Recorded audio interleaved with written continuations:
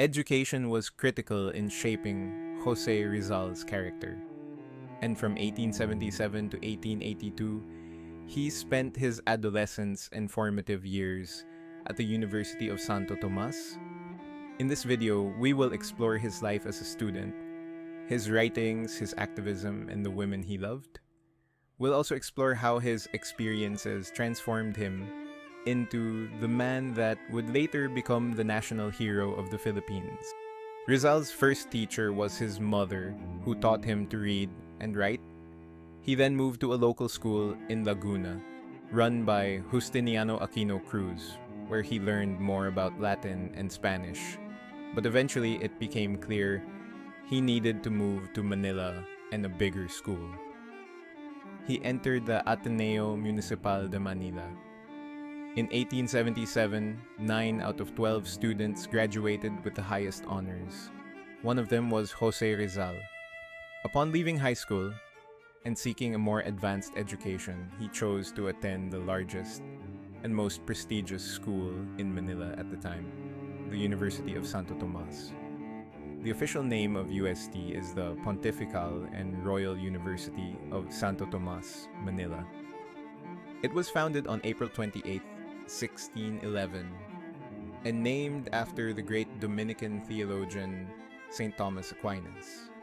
During Spanish colonization, it was considered the country's premier university and a bastion of Catholicism. It is important to remember that even then, most students experienced a more relaxed life in high school than in college. In high school, many teachers were kinder, and the environment was more relaxed.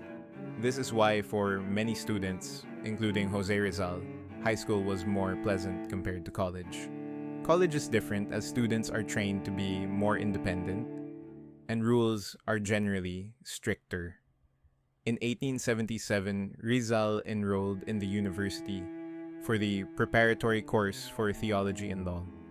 While studying at UST, he also took classes in surveying and agriculture at the Ateneo Municipal. That same year, he got a land surveying certificate. The main campus of UST was in Intramuros until 1927. And like many students today, Rizal lived in a boarding house nearby in Intramuros, a short distance from the university. Rizal's first year at the university was exceptional. He took 4 subjects: cosmology, metaphysics, theodicy, and history of philosophy. He got the highest possible grade of sobresaliente in all 4 subjects, which means outstanding. It is noteworthy that Rizal took only a few subjects. At that time, subjects were usually combined into one large subject, which is why there were so few subjects. During the same period, Rizal experienced abuse when he was beaten up by a Spanish lieutenant. Rizal did not recognize and acknowledge him. Because of this, he was repeatedly hit in the back. He complained to the authorities, but instead of getting justice, he was told that he should be grateful that the Spanish soldier had not killed him. This was a dark moment in his college years. Soon he got even worse news as he learned that his mother was ill. As a result, he switched from law to medicine. However, not all the news Rizal received was sad. The university recognized Rizal's extraordinary intelligence. While at UST, he was one of 4 students allowed to take medicine proper and its pre-med or preparatory course simultaneously. High-ranking Spanish officials, such as the university's rector, who was also a friar, and the Governor General directly endorsed this. During his medical studies, one of his classmates was Jose Luna, brother of Antonio and Juan. Rizal's grades in the preparatory course for medicine were high. He got a sobresaliente grade for advanced chemistry. For advanced physics and for advanced natural history, he got aprovechado, or very good, the second highest possible grade. His grades in his first year of medicine were average. He enrolled in 3 subjects: General Anatomy and Histology 1, Descriptive Anatomy 1, Exercises of Osteology and Dissection. He only got bueno or good in all 3. The relatively poor grades continued in his second year. He enrolled in general anatomy and histology 2, descriptive anatomy 2, exercises of dissection and physiology, private and public hygiene. Like the previous year, he got bueno in all subjects. His grades improved somewhat in his third year.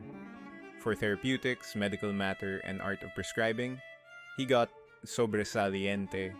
For surgical anatomy, operations, external medical applications, and bandages, he got bueno. But for general pathology, its clinic, and pathologic history, he only got aprobado, which means pass. The following year, he enrolled in 4 subjects: medical pathology, surgical pathology, obstetrics, sickness of women and children, and cephalography. He got notable grades in all 4 subjects.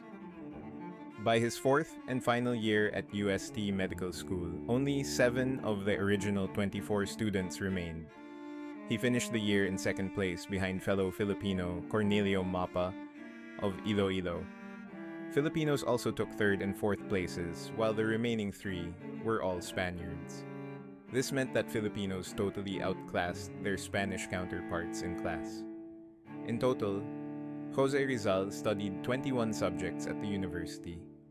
He got 6 sobresaliente or excellent, 6 notable or aprovechado or very good, 8 bueno or good, and 1 aprobado or passing grade. Later, without his parents' permission or support, Jose traveled to Europe for further studies. At the Universidad Central de Madrid, he got his licentiate in medicine. It is noteworthy that the grades he got in Madrid were similar to his grades at UST, mediocre and not spectacular.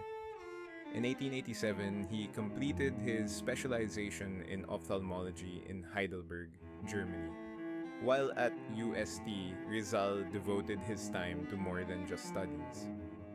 In 1879, he entered a literary contest and won first prize for his poem A la Juventud Filipina, or Sa mga Kabataang Pilipino.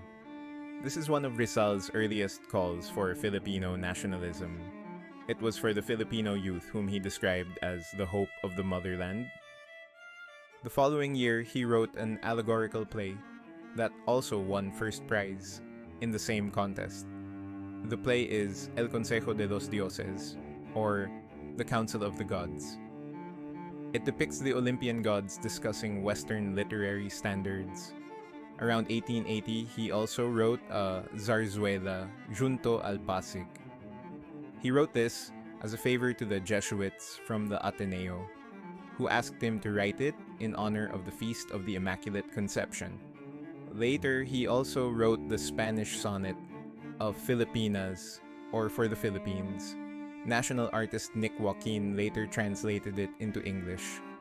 Aside from studying and writing, Rizal also found time for love. The first was a beautiful woman named Segunda, and then 2 young women, both named Leonor. Jose met Segunda Katigbak early in his stay at UST. She was the sister of one of his Ateneo classmates, Mariano Katigbak, and a classmate of his own sister, Olympia. But nothing serious came of Rizal's courtship, because Segunda had already been entrusted by her parents to another man. He later met Leonor Valenzuela, also known as Orang. She was a tall and attractive young lady from Pagsanhan, Laguna, and Rizal's neighbor in Intramuros, Manila. Rizal used a unique courtship style with Orang. He wrote his love letters using invisible ink made of water and salt. To read the letters, Orang had to heat them in a candle flame, which revealed the hidden messages. While Rizal and Valenzuela were courting, he met another Leonor. She was Leonor Rivera, who was perhaps the greatest love of his life. Not long after he stopped seeing Valenzuela, Rizal met Rivera in 1881 when he was a student at UST, and Leonor was studying at La Concordia College in Manila. They soon fell in love.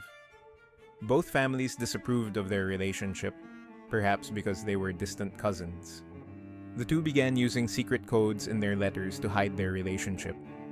However, Rizal left her and the Philippines to study abroad, but he never forgot Leonor.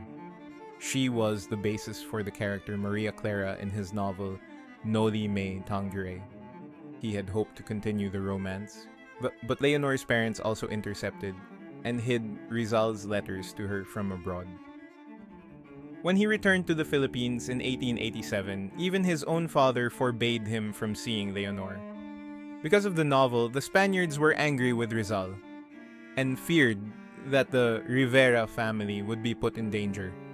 Despite pleas, the lovers never met again. Leonor married a man from England a few years later. Rizal also became involved in activism while at UST.